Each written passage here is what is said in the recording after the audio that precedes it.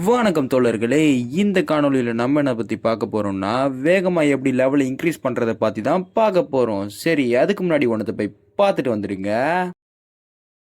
TVK கில்டுக்கு வந்து சேருங்கள். No guild வேற மாதிரி இருக்குதுண்ணா. இது கோயில கதையாகுது, கோயில மஜாவாகுது. கில்டில் போகிறான் 50 அளவில் அப்படியே போய் சேர்ந்துடுறான்.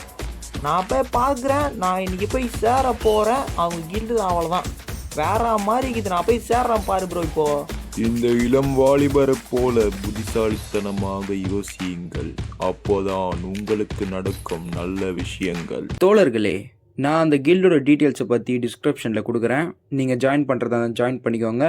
கூடவே நம்ம டெலிகிராம் குரூப்லேயும் வந்து ஜாயின் பண்ணிக்கோங்க. சரி வாங்க, இப்போ நம்ம கண்டென்ட்குள்ளே போயிடலாம். First step, story mode. இப்போ நீங்கள் பார்க்குற இன்டர்ஃபேஸ் வந்து என்னோடய அக்கௌண்ட்டோடது தான். நான் இந்த அளவுக்கு வந்து ஸ்டோரியை முடிச்சு வச்சுருக்கேன்.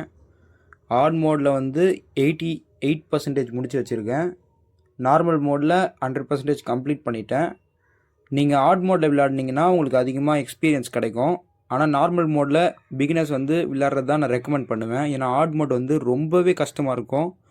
இன்னும் கூட பார்த்தீங்கன்னா ரிவர்ஸ் மோட் கூட முடிச்சிடலாம், ஆனால் ஹார்ட் மோடை முடிக்க முடியாது.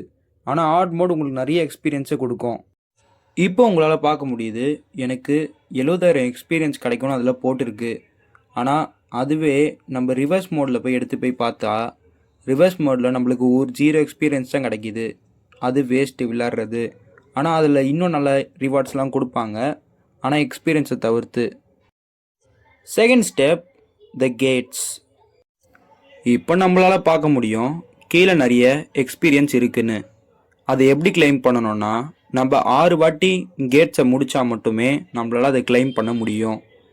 அது மட்டும் இல்லாமல் எல்லா கேட்டும் நீங்கள் வந்து எந்த கேட் விளையாடினாலும் அது கணக்காகும். நீங்கள் எக்ஸ்ட்ரா கேட் தான் ஆடணும் அவசியம் இல்லை. பிகினர்ஸாக இருந்தால் மோஸ்ட்லி சி ரேங்க் போங்க, அப்படி இல்லைனா பி ரேங்க் போங்க. அதான் ரொம்ப நல்லது. இப்போ நான் கிளைம் பண்ணி பாட்டுறேன். அதை நீங்கள் அந்த ஐக்கானை தொட்டாலே உங்களால் கிளைம் பண்ண முடியும். இதில் கிடைக்கிற எக்ஸ்பீரியன்ஸ் உங்கள் லெவலை பொறுத்து மாறலாம். அதனால் நீங்கள் அதிக லெவலில் இருந்தால் உங்களுக்கு அதிகமாக. அது மட்டும் இல்லாமல் கேட்ஸை கிளியர் பண்ணாலும் உங்களுக்கு கொஞ்சம் எக்ஸ்பீரியன்ஸ் கிடைக்கும். லாஸ்ட் ஸ்டெப், தி ஃபண்ட்ஸ். நீங்கள் ஒரு குறிப்பிட்ட லெவலில் ரீச் பண்ணிட்டா இந்த ஃபண்ட்ஸ் வரும்.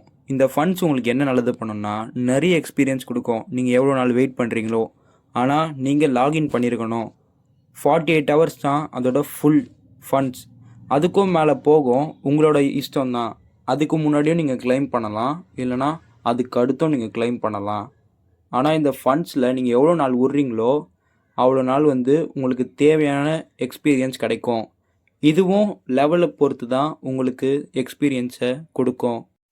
பிகினர்ஸுக்கு நான் என்னத்தை ரெக்கமெண்ட் பண்ணுவேன்னா, ஒரு நாள் விட்டு ஒரு நாள் கிளைம் பண்ணுங்கள், அப்படி இல்லைனா ஒரு நாள் கிளைம் பண்ணுங்கள். ஏன்னா நீங்கள் லெவலப் பண்ணிகிட்டே இருக்கிறதுனால அதோட ரிவார்ட்ஸ் மாற வாய்ப்பு இருக்குது. சரி, ஓகே கைஸ், இதோட நம்ம வீடியோ முடிச்சிக்கலாம். பாய் தோழர்களே.